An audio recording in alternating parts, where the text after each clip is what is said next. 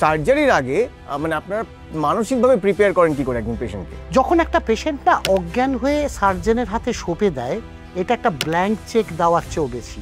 সবাই কেন robotic surgery করাতে পারবে না? আগামী 5 বছরের মধ্যে কিন্তু the world is for robot. রোবোটিক্সের খরচা, ঘরের টাকা দিয়ে আধুনিকতম চিকিৎসা পেতে যাওয়াটা সম্পূর্ণ বোকামি। বলে যে সার্জন এরকম আছে যে পেট কেটে রেখে দিয়েছে, এই পয়সাটা কি এসছে? এবং এটা তো শুধু পশ্চিমবঙ্গে নয়, এটা গোটা ভারতবর্ষের সমস্যা। এই ডাক্তারির ভবিষ্যৎ কি বুঝতে পারছেন? নতুন যারা ডাক্তার আসছে, ব্যাঙের ছাতার মতো মেডিকেল কলেজ গড়িয়ে উঠছে। যদি বুঝিয়ে দেন ল্যাপারোস্কোপিটা কি? ল্যাপারোস্কোপিক ইনস্ট্রুমেন্টগুলো স্ট্রেইট, আমাকে এরকম মুভমেন্ট করতে হয়। আপনি একটু আগে বললেন যে ডাক্তারদের হাসপাতাল। আমরা কয়েকজন বিলেত থেকে ফিরে এসে একটা হাসপাতাল তৈরি করেছিলাম, 15-20 জন।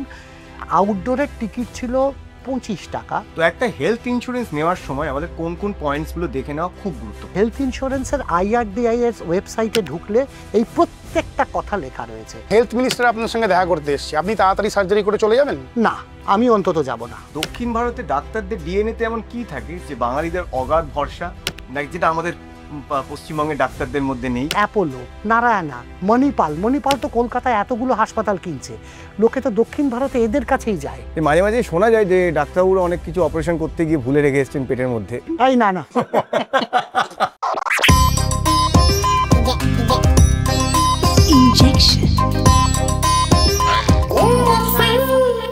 হাই, আমি সায়ন। হাই, আমি কুশল। ইনজেকশনের আরও একটা নতুন এপিসোড নিয়ে হাজির, এবং আজকের এপিসোডে যার সাথে আলাপ করাবো তার সাথে অলরেডি একবার আলাপ হয়েছে ইনজেকশন ট্রিটমেন্টে। একদম, তিনি একজন রোবোটিক সার্জন, খুব নাম করা একজন রোবোটিক সার্জন। সবাই ওনাকে হাওড়ার ডন বলে ডাকেন। ডক্টর পার্থ প্রতিম সেন আজকে আমাদের গেস্ট। নমস্কার স্যার। নমস্কার।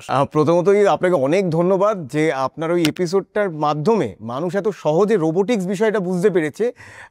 কারণ আমরা ওটার একটা ক্লিপ কেটে দিয়েছিলাম, মানে ওটা ভাইরাল হয়, প্রায় 1 মিলিয়ন ভিউজ, এবং প্রচুর মানুষের যে ভুল ধারণা ছিল যে রোবোটিক্স নিয়ে বা এটা নিয়ে অনেক মানুষ জানতে পেরেছেন। আপনারা যারা এখনও দেখেননি, আমি ওই এপিসোডের লিঙ্কটা ডেসক্রিপশনে দিয়ে দিলাম। প্রথমেই আমি ধন্যবাদ জানাই যে এরকম একটা মানে প্রজেক্ট করার জন্য, যেটা লোকজনকে জানানোর আমার একটা সুযোগ হয়েছিল রোবট জিনিসটা কি। কারণ একটা জিনিস যেটা আসছে, আগামী 5 বছরের মধ্যে কিন্তু the world is for robot.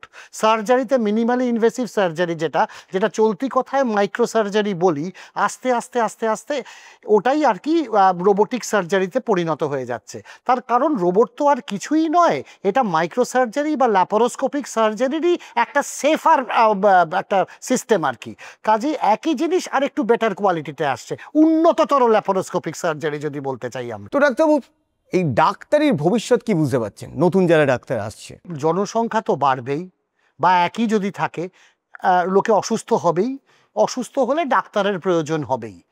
কিন্তু মুশকিলটা হচ্ছে যে আমাদের ডাক্তারের যেটা মানে কিভাবে বলবো আমি, মানে যে হারে ডাক্তারি কলেজ বাড়ছে বা মেডিকেল সিট বাড়ছে, অবশ্যই এটার একটা প্রয়োজন ছিল, এখনও আছে, কিন্তু সেই তুলনায় কিন্তু শহরের গ্রোথ সেভাবে হচ্ছে না।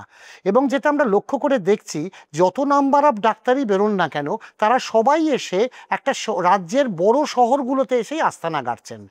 এবং খুব প্রাইভেট হাসপাতালের কথা, মানে প্রাইভেট মেডিকেল কলেজগুলোর কথা বলতে পারি। প্রাইভেট মেডিকেল কলেজগুলোতে যারা পড়ান, তারা 1 কোটি 1.5 কোটি টাকা ইনভেস্ট করছেন। এবার আমরা যদি ভাবি যে সেখান থেকে বেরোনো একটি ছাত্র গ্রামে গিয়ে প্র্যাকটিস করবে, এটা তো সম্পূর্ণ অবাস্তব ধারণা। কারণ যার 1.5 কোটি টাকা দিয়ে ছেলেকে পড়াবার ক্ষমতা আছে, তার ক্ষমতা আছে কলকাতা বা শিলিগুড়ি বা কোনো একটা বড় শহরে একটা ফ্ল্যাট কিনে সেটাকে চেম্বারে কনভার্ট করার। কাজেই ডাক্তার তৈরি করে যে জোর করে ঠেলে গ্রামে পাঠাবো, হ্যাঁ পাঠাবো, কিন্তু কিছু কিছু লোক হয়তো যেতে বাধ্য হবে। কিন্তু মুশকিলটা হচ্ছে গ্রামে গিয়েও তো যদি গ্রামের ইনফ্রাস্ট্রাকচার তৈরি না হয়, কারণ ডাক্তারের তো একটা ফ্যামিলি আছে, তার ছেলে হবে, মেয়ে হবে, তারা কোন স্কুলে পড়বে, তারা সবাই চেষ্টা করে তারা কলকাতার দিকেই আর একটা ফ্ল্যাট কেনার। এবং ডাক্তারবাবু যার ফলস্বরূপ যেটা হয়, গ্রামে 2 দিন থাকেন কি 3 দিন থাকেন, বা মফস্বল শহরে 2 দিন থাকেন, প্র্যাকটিস করেন, আবার কলকাতায় চলে আসেন। এভাবে না হয় সংসার, না হয় চিকিৎসা, একটা গন্ডগোলের জায়গায় আমরা পৌঁছে যাচ্ছি। আপনি একবার বলেছিলেন সেই যাত্রাপালা যেরকম করতে যেত লোকে, এখানে একটা ওখানে একটা এরকম হয়ে গেছে ডাক্তার। ডেফিনেটলি ছোটবেলায় যে আমার এখনো মনে হয় শুরু হয়েছিল যাত্রাপালা দিয়ে, আজ ওখানে, আজ মেদিনীপুর, কালকে খড়গপুর, পরশুদিন পাঁশকুড়া, তারপরের দিন শিলিগুড়ি, তারপরে এলো জ্যোতিষী, তারা আবার শুরু করলো আজকের চেম্বার ওখানে, কাল চেম্বার চুচুড়া, পরশু মিদনাপুর, তারপরের দিন বর্ধমান।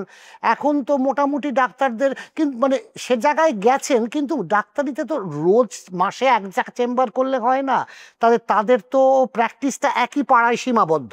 কাজেই সেই হিসেবে তাদেরকে যেটা করতে হয়, ওই একই পাড়াতেই বারবার যিনি বর্ধমান যান, একবার যান 3 দিন থাকেন, থেকে ওখানে সরকারি ডাক্তারিটাও করেন, করে আবার কলকাতায় বাকি 4 দিন ফিরে আসেন। তার সংসারের প্রতিও তার একটা কর্তব্য আছে। আমি কলকাতার প্র্যাকটিসটা না আমি ছেড়েই দিলাম। কিন্তু আমাদের না এখান থেকে বেরিয়ে আসার জন্য কিছু একটা ভাবতে হবে। শুধু হাসপাতাল বানালাম উইদাউট কোনো ইনফ্রাস্ট্রাকচার, মানে সেটা দিয়ে তো ডাক্তার তৈরি করে বা নার্স তৈরি করে এইভাবে তো হয় না। আর একটা জিনিস হচ্ছে, যেভাবে ডাক্তারের সংখ্যা বাড়ছে সেভাবে কিন্তু ডাক্তার টিচারের অভাব হচ্ছে। যে মানে ব্যাঙের ছাতার মতো মেডিকেল কলেজ গড়িয়ে উঠছে, সেটা প্রাইভেটই হোক সরকারি হোক, কিন্তু অত সংখ্যক শিক্ষক চিকিৎসক নেই যারা ওইখানে গিয়ে পড়াচ্ছেন। এবং যারা পড়াচ্ছেন আপনারা খবর নিলেই দেখতে পারবেন যে কোনো হাসপাতালের একজন হেড অফ দ্য ডিপার্টমেন্ট হয়তো ওই প্রাইভেট মেডিকেল কলেজে সপ্তাহে 1 দিন থাকেন, এবং 3-4 জন প্রফেসর আছেন, তারা পালা করে কেউ সোমবার যান, কেউ মঙ্গলবার যান, কেউ বুধবার যান, কেউ বৃহস্পতিবার যান। এবং কিছু জুনিয়র আরএমও, ক্লিনিক্যাল টিউটার যে পোস্টগুলো দরকার, বা অ্যাসিস্ট্যান্ট প্রফেসর, তারাও বেশিরভাগ কলকাতার প্র্যাকটিস করেন। তাদেরকে ওনাকে পয়সা দিয়ে রাখা আছে যে 50,000 টাকা দেবো, তুমি শুক্রবার হাজিরা দেবে। আর একজন কেউ তার হয়ে হাজিরা দেবে শনিবার, কেউ সোমবার, কেউ মঙ্গলবার। তো কন্টিনিউটি অফ কেয়ার বলে তো কিছু হয় না। কাজেই ছাত্ররা তো কারোর সামনে টিচিং। আরেকটা হচ্ছে, এই হাসপাতালগুলোতে তো পেশেন্টও অ্যাডিকুয়েট নেই। এবং থ্যাংক ইউ, যতক্ষণ স্বাস্থ্যসাথী আছে তাও কিছু প্রাইভেট হাসপাতালগুলো ওরা পেশেন্ট পায়। এবং স্বাস্থ্যসাথী যদি না থাকতো, তাহলে কোন ডাক্তার, কোন লোক পয়সা দিয়ে ওই প্রাইভেট মেডিকেল কলেজগুলোর অ্যাসোসিয়েটেড যে হাসপাতালগুলো সেখানে চিকিৎসা করতে যেত? কাজেই ডেফিনেটলি আমাদের একটা ভাবার একটা সময় এসেছে, কেন একটা আমূল চিন্তাভাবনার পরিবর্তন দরকার। তা না হলে এই জিনিস চলতেই থাকবে। এবং এটা তো শুধু পশ্চিমবঙ্গে নয়, এটা গোটা ভারতবর্ষের সমস্যা। শুধু পশ্চিমবঙ্গে না হয় কয়েকটা মেডিকেল কলেজ বেড়েছে, কিন্তু ভারতবর্ষে বেড়েছে আরও অনেক গুণ। এবং যদি আমরা দেখি এই ব্যাপারে বলতে গেলে, পোস্ট গ্র্যাজুয়েটে আমি সেদিনকে দেখছিলাম, আপনারা সবাই হয়তো দেখেছেন আপনারা, যে সুপার স্পেশালিটি ট্রেনিংয়ে তামিলনাড়ুর মতো জায়গায়, যেখানে আমাদের পশ্চিমবঙ্গের বড় একটা অংশ, আমরা মনে করি দক্ষিণ ভারত, তামিলনাড়ু, ভেলোর, চেন্নাই, এরা হচ্ছে পীঠস্থান আধুনিক ডাক্তারির, যেটা কলকাতায় একটা সময় ছিল। তার কারণ আলাদা, আমরা হয়তো পরে একদিন বা আজকেই ডিসকাস করবো অন্যভাবে। কিন্তু তামিলনাড়ুতে আজকে paediatric surgery, cardiac surgery, plastic surgery, এতে এমসিএইচ করার পরে কোনো সিট ফাঁকা, মানে 75টা সিট ফাঁকা, কেউ নিতে চাইছে না। তার কারণ হচ্ছে একটাই, তামিলনাড়ুর সরকারের নিয়ম হচ্ছে 10 বছরের বন্ড করতে হবে। তা একটা লোক এমসিএইচ প্রথমে এমবিবিএস করলো, তারপরে এন্ট্রান্স দিয়ে এমএস এমডি করলো, করে তারপরে, আমি ওয়েস্ট বেঙ্গলের কথাই বলছি, 3 বছর বন্ড সার্ভিস দিল, তারপরে এমসিএইচ এর জন্য ঢুকলো। ঢোকার পরে আমাদের পশ্চিমবঙ্গে বোধহয় 3 বছর পোস্ট এমসিএইচ 3 বছর, তারপরে আবার 3 বছর তার বন্ড সার্ভিস। এটা তামিলনাড়ুতে এটা হচ্ছে 10 বছর পোস্ট এমসিএইচ। কাজেই কেউ 10 বছর, মানে তার, সে যখন বন্ড শেষ করবে তার তখন বয়স প্রায় 48-49, সে তাহলে কেন প্রাইভেট প্র্যাকটিস করতে যাবে? কাজে এবছরে তো প্রায় 70-75টা সুপার স্পেশালিটি সিট ফাঁকা তামিলনাড়ুতে। এবং এটাই শুরু। এবার আস্তে আস্তে গোটা ভারতে এই চিত্রটাই আমরা দেখতে পারবো। তাহলে আপনি কি মনে করেন যে এই বন্ড যেগুলো সই করিয়ে ছাত্রদের এমডি এমএস ঢোকানো হচ্ছে, এগুলো যদি একটু শিথিল করা যায়, তাহলে শিথিল করার নয়, এটা না, আমার একটা বৈপ্লবিক ধারণা আছে, কিন্তু মুশকিলটা হচ্ছে আমি কাকে বলবো, কাকে বোঝাবো। খুব ছোট্ট এক্সাম্পল দিই। আমাদের এখানে এমডিএমএস 3 বছরের পড়ানো হয়। 3 বছরের মধ্যে ফার্স্ট ইয়ারটা ওরা সত্যিই কথা জুনিয়র ডাক্তারের কাজ করে, ড্রিপ চালে, ক্লার্কিং করে, পেশেন্টের হিস্ট্রি নেয়, ওরা অপারেশন থিয়েটারে বা কিছু যেতে পারে না। সেকেন্ড ইয়ার, থার্ড ইয়ারে ফাইনাল আসার আগে 6 মাস আগে ওরা বসে যায় পরীক্ষার জন্য পড়তে। তাহলে হাতে কলমে ডাক্তারিটা হচ্ছে একটা হাতে কলমে ট্রেনিং, যেটা একটা গুরুবিদ্যা। এবং সেটা যদি না থাকলো, এটা তো ইউটিউব পরে এটা হয় না।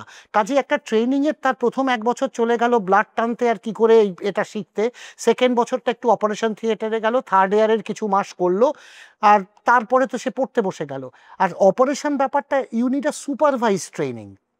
কারোর কাছে থেকে শিখতে হবে, এটা তো ইউটিউব দেখে বা আমি মানে থেকে শেখা যায় না। না, আর আমরা যে কোনো শিক্ষার শুরুতেই ভুল করে করে শিখি, কিন্তু এই ভুলটা এমন ভুল যেটার ক্ষমা নেই। যদি একবার ক্ষমা নেই তো, কারণ ক্ষমা নেই বলতে পেশেন্টের জন্য ক্ষমা তো নেই, এবং সেই ভুলটা যদি পাবলিক হয়ে যায়, একটা ডাক্তারের জীবন শেষ হয়ে গেল, একটা সার্জনের।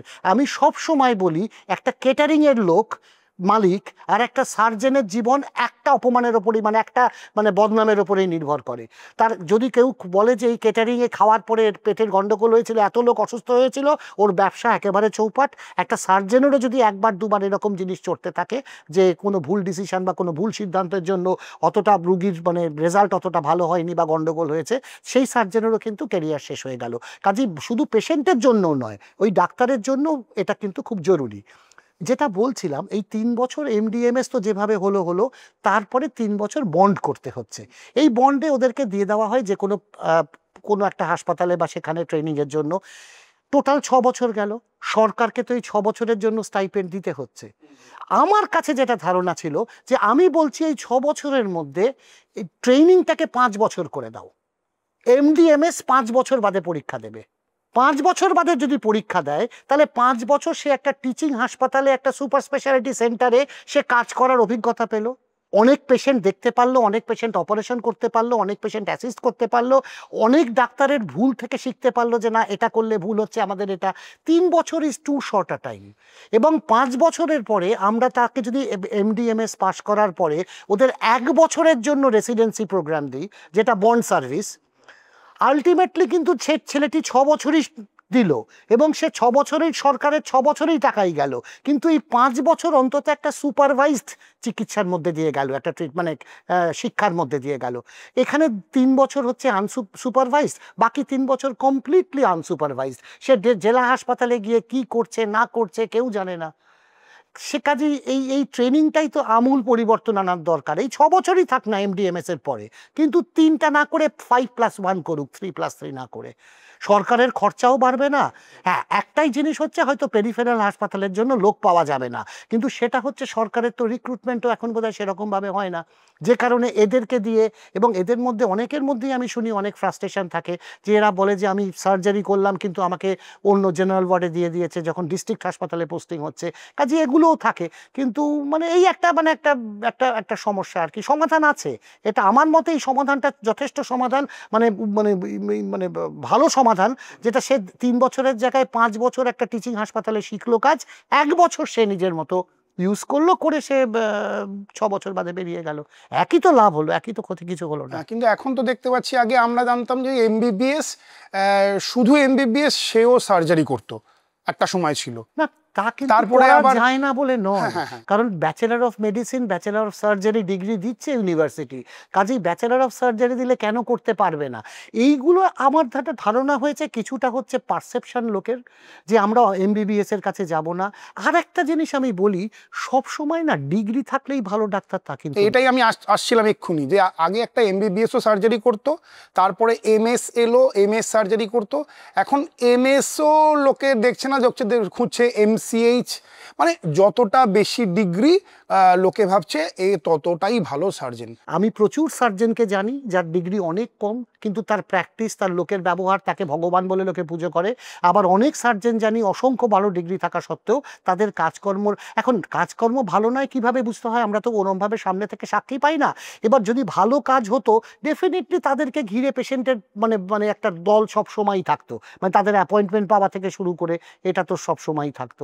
কাজে সেটা তো হয় না। কাজে ডিগ্রি আর ডাক্তারিটা একটা হাতে কলমে শেখা, ডিগ্রির সঙ্গে ডাক্তারির কোনো মানে যোগাযোগ নেই। তো ডাক্তারবাবু, আপনি ডাক্তারির ভবিষ্যৎ নিয়ে বললেন, এবার আমি আপনার রান্নাঘরের একটা ভবিষ্যৎবাণী করব। আচ্ছা, হ্যাঁ, সেটা হচ্ছে আপনার রান্নাঘরে দারুণ দারুণ কিছু রান্না হতে চলেছে। তাই নাকি? হ্যাঁ, তার কারণ আমাদের আজকের পর্বের গিফট পার্টনার আপনার রান্নাঘরের জন্য একটা জমজমাট হ্যাম্পার দিচ্ছে শালিমারের তরফ থেকে, যার মধ্যে প্রচুর দারুণ সব মশলাপাতি যা যা রান্নাঘরে লাগে। আমাদেরকেও পারলে একদিন নেমন্তন্ন করবেন। অবশ্যই। আর বিখ্যাত কৌটো, আর বিখ্যাত সেই নারকেল তেল, শালিমার নারকেল তেল, ছোটবেলার। হ্যাঁ, সেই ছোটবেলার নারকেল তেল, যেটা ওই আপনাদের পেট কেটে সার্জারির সময় ছিল, ল্যাপ্রোস্কোপির সময়ও আছে, আর রোবোটিক্সের সময়ও আছে। আপনি রোবটে মাঝে মাঝে নারকেল তেল দিতে পারেন, রোবট জ্যাম হয়ে গেলে আপনি এটা ইউজ করতে পারেন। দিতে পারেন। অনেক ধন্যবাদ ডাক্তারবাবু এই আমাদেরকে এতটা অ্যাওয়্যার করার জন্য। ওকে, থ্যাংক ইউ। তো ডাক্তার যেই পয়েন্ট আপনি বললেন যে অনেক ক্ষেত্রে অভিজ্ঞতায় ডাক্তার, যে ডিগ্রি একটা জিনিস, সে হয়তো পড়াশোনায় খুব ভালো ছিল, কেউ হয়তো ডিগ্রি ওয়াইজ অতটা ভালো নয়, কিন্তু যেহেতু এটা হাতে কলমে এবং গুরুবিদ্যা আপনি বললেন, গুরুমুখী বিদ্যা, তো সেক্ষেত্রে অনেকেই আছে যারা প্র্যাকটিস ভালো করেছে। সেখানে আমি দেখেছি যে গ্রামের দিকে এরকম হয় যে হয়তো অ্যাসিস্ট করেছে কাউকে, তার হয়তো কোনো ডিগ্রিই নেই, কিন্তু সে গ্রামে গঞ্জে চলে গিয়ে দারুণ অপারেশন করছে এবং দারুণ প্রসিদ্ধি তার। খুবই ভালো কথা, এবং এটা সত্যি, অস্বীকার করে তো লাভ নেই। ডাক্তারি ইজ নট আ ভেরি মেরিটোরিয়াসের জন্য নয়, ডাক্তার রকেট সায়েন্স নয়, এটা অ্যাভারেজ ব্রেন যার একটা অ্যানালিটিক্যাল পাওয়ার আছে তারই ডাক্তারিতে যাওয়া উচিত। একটাই কারণে বলবো, একটু ডাক্তারিটা না অনেকটা ডিটেকটিভ গল্পের মতো, মানে কে খুন করলো, অনেকগুলো লোক ঘুরে বেড়াচ্ছে, এই লোকটার কি হয়েছে এইটাকে, এই ক্লিনিক্যাল ব্যাপারটা আস্তে আস্তে আস্তে আস্তে চিন্তা ভাবনা করে একের পর এক রোগগুলোকে এক্সক্লুড করে, যেরকম একের পর এক লোককে এক্সক্লুড করে খুনির দিকে কনসেন্ট্রেট করে ডিটেকটিভ, ডাক্তারিটাও কিন্তু তাই। এবার যার যতটা অ্যানালিটিক্যাল পাওয়ার বেশি, সে কিন্তু ডাক্তারি প্র্যাকটিসে তত বেশি সাকসেসফুল। এটা আমি মেডিকেল প্র্যাকটিসের কথা বলছি। সার্জিক্যাল প্র্যাকটিসে কিন্তু তিনটে জিনিস জানাটা খুব দরকার। একটা হচ্ছে যে আমরা একটা সবসময় বলি সবাই জানে কি করে অপারেশন করতে হবে, টেক্সট বইতে স্টেপ লেখা আছে, আজকাল কেউ ইউটিউবের দেখলে সব জায়গাতেই স্টেপ লেখা আছে। ভেরি ফিউ লোক জানে যে কখন অপারেশন করতে হবে, খুব ইম্পর্টেন্ট। আর তার চেয়েও খুব কম লোক জানে যে কখন এই বলটাকে ছেড়ে দিতে হবে, যে এই অপারেশনটা করতে হবে না, বা করতে গেলে বিপদে পড়তে হবে পেশেন্টকেও আমাতেও। এই তিনটে জিনিস জানাটা হচ্ছে সার্জনের জন্য একান্তই হচ্ছে আলটিমেট, এই তিনটে কথা। এবং যে যত বেশি পারদর্শীভাবে মানে ফলো করে এই তিনটে কথা, যে কখন জানতে হবে যে অপারেশন তো করতে হবে, কিন্তু কখন অপারেশন করতে হবে সেটা খুব বেশি লোক জানে না। এবার তার চেয়েও খুব কম লোক জানে যে কখন আমাকে এখান থেকে বেরিয়ে যেতে হবে। হয় পেশেন্টটাকে মানে আমার হাতে রাখবো না, সেটাও একটা হতে পারে, বা এমন একটা হতে পারে যে দেখে মনে হচ্ছে খুব অপারেশনটা সোজা করে দিলেই বোধহয় বেরিয়ে যেতে পারবো, কিন্তু অ্যাকচুয়াল তা নয়। কিন্তু এইটা বুঝতে কিন্তু কোন অবস্ট্যাম্পের বলটাকে ছেড়ে দিতে হবে, এটাই হচ্ছে ট্রেনিংয়ের মাধ্যমে লোকে, যেটাকে অভিজ্ঞতা বলে অপারেশনের ক্ষেত্রে, যেটা বললাম, এটা যার আছে সেই তত বড় সাকসেসফুল সার্জন, এর মধ্যে আর কিচ্ছু নেই। আর ট্রেনিংয়ের কথা বলছি, কাজ শেখা কোয়াকের বা গ্রামের দিকে যারা কাজ করেন, এদের মধ্যে বেশ কিছু মানুষের আছে এই অ্যানালিটিক্যাল পাওয়ারটা আছে, তারা চুটচট মানে সাধারণ কমন রোগগুলো ডায়াগনোসিস করছেন, চিকিৎসা করছেন। এবং সত্যি কথা বলতে কি, এনারা না থাকলে আজকে ভারতবর্ষের হাল এরকম তো হতো না। কারণ কোনো ডাক্তার তো গ্রামের দিকে প্র্যাকটিস করতে যে কোনো কারণেই হোক যায় না, বা যেতে পারে না, বা গেলেও 24 ঘন্টা থাকেন না। এবার গ্রামের লোককে রাত্রিবেলা সাপে কাটলে কোথায় যাবে, বা একটা ভমিটিং ডায়রিয়া নিলে কি একটা স্যালাইন দেবে, যেখানে একটা স্যালাইন দিলে একটা ডিহাইড্রেশন কেটে যায়, কে দেবে, সেই লোকটা তো বুঝতে হবে। আর অপারেশনের কথা বলছি, আমার নিজের অভিজ্ঞতায় আমি বলতে পারি, আমাদের হাসপাতালে বেশ কিছু টেকনিশিয়ান যারা আছেন, যারা এই কাজই আমাদেরকে অ্যাসিস্ট করতেন। যখন আমরা বিলেত থেকে ফিরে প্রথম শুরু করি, আমাদের তো পুঁজি সেরকম ছিল না, আমরা তখন টেকনিশিয়ানদেরকেই তৈরি করেছিলাম। আমার বলতে এতটুকু দ্বিধা নেই, এবং আমার গর্ব হয় তাদের মধ্যে 2-4 জন যারা আছেন, তারা কলকাতার সুপ্রতিষ্ঠিত সার্জেনদের থেকেও ভালো অপারেশন করতে পারেন। দুঃখের বিষয় তারা ডাক্তার নয়, এবং তাদের ডিমান্ড হচ্ছে এখন যে যেখানে বাইরে কোথাও অপারেশন করতে যায় তাদেরকে এক্সট্রা টাকা দিয়ে নিয়ে যায়, বাবা তুই একটু উদ্ধার করে দে। এবং আমার বলতে গর্ব হয়, আমার তৈরি এরকম 2-3টি ছেলে আছে। এবং সত্যি কথা বলতে কি, মানে আনফর্চুনেটলি এরা যদি ডাক্তার হতো, প্রচুর সার্জেনের ভাত মারা যেত। সার্জেনের তো যারা অ্যাসিস্ট্যান্ট, তারাও তো মানে খুবই একটা দরকারি মানে কাজ করে থাকেন সার্জেনদের জন্য। মানে একটা সার্জারি করছি, যে অ্যাসিস্ট করছে সে ঠিকমতো অ্যাসিস্ট করতে পারছে না, তাহলে সার্জেনের তো অনেকটা সময় যায়, সার্জেন ঠিকমতো দেখতে পারছে না। মানে আমি ওপেন সার্জারির কথা বলছি, আপনি তো কেননা আপনি তো সব করে এসছেন। না, ওপেন সার্জারিতেও তাই, অ্যাসিস্ট্যান্টের রোল তো ভাইটাল।